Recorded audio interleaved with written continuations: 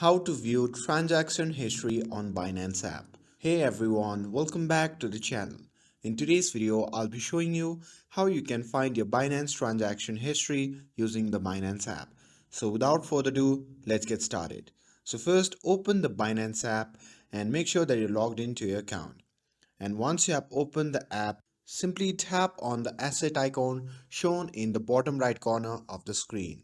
Previously, you could view your transaction history directly from the overview section, but things have been changed a bit.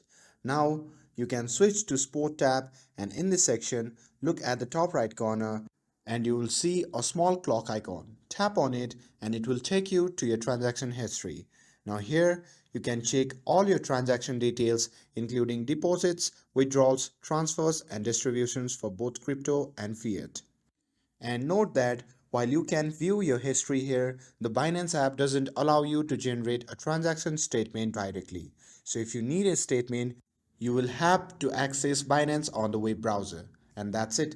Now you know how to find your transaction history on the Binance app.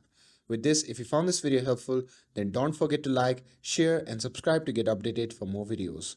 Thanks for watching and I'll see you in the next video.